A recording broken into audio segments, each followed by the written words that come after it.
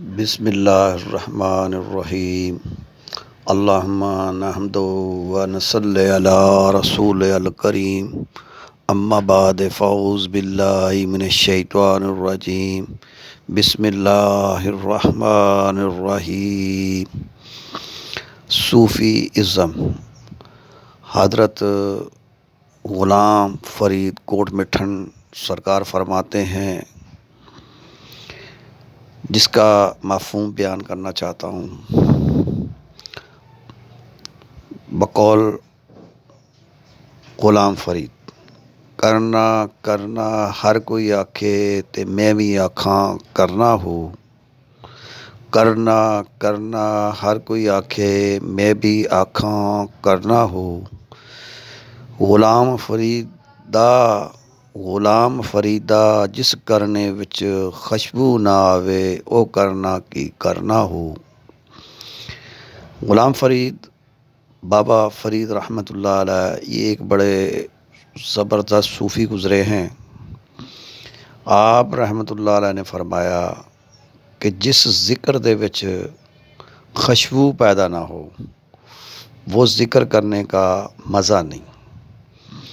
یعنی اس طریقے سے ذکر کرنا چاہیے کہ ذکر کے اندر ہمیں مکمل خوشبو یعنی دھیان گیان کے ساتھ کرنا چاہیے، پھر اس ذکر کے اندر خوشبو پیدا ہونا چاہیے۔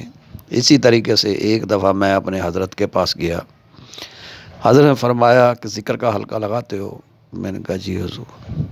کیسا چل رہا؟ تو میں نے فرمایا حضور ذکر کا حلقہ تو لگا رہے ہیں لیکن لوگ نہیں آ رہے۔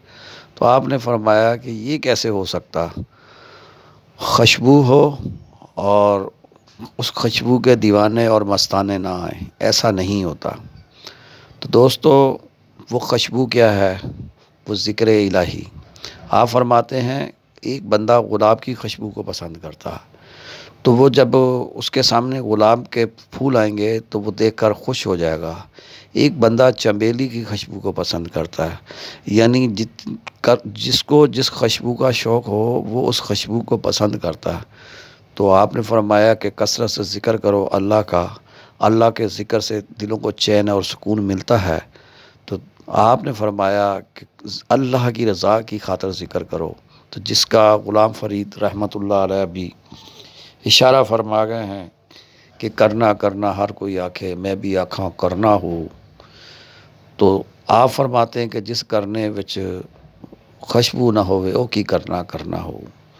تو خوشبو ہونا ضروری ہے۔ وہ کب آتی ہے؟ جب شے کی صحیح صحبت اختیار کی جاتی ہے اور ذکر الہی کثرت سے کیا جاتا ہے، تو پھر دیوانے اور مستانے اور اس ذکر کو حاصل کرنے کے لیے اللہ کی طرف سے خود آنا شروع ہو جاتے ہیں۔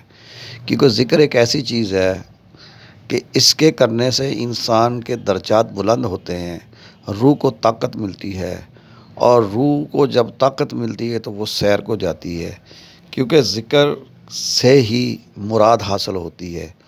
اصل میں ذکر کرنا ہی کمال نہیں بلکہ ذکر والے کی صحبت میں بیٹھنا کمال ہے۔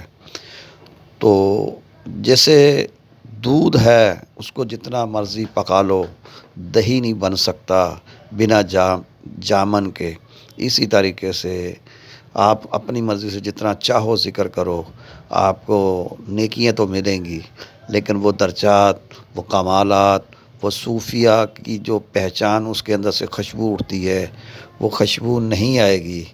تو دوستو اس خوشبو کو حاصل کرنے کے لیے ہمیں اپنے بزرگوں کے بتائے ہوئے طریقے پر عمل کرنا ہے۔ ہمیں جہاں پر بھی کوئی خانقاہ نظر آئے، وہ چاہے نقش بندی ہو، چشتی ہو، قادری ہو، سولوردی ہو، ویسی ہو، فیضی ہو، کلندری ہو، مداربی ہو، شاذلی ہو، شاطلی ہو یا بخاری ہو، لیکن وہ صوفی ہو باشرہ، اس کے ہاتھ پر بیعت ہو کر اس سے ذکر لے کے اس ذکر کو کثرت سے کرنا ایسے ہے کہ جیسے آپ نے ایک بہت بڑا کام کر دیا۔ اللہ تعالیٰ مجھے اور آپ کو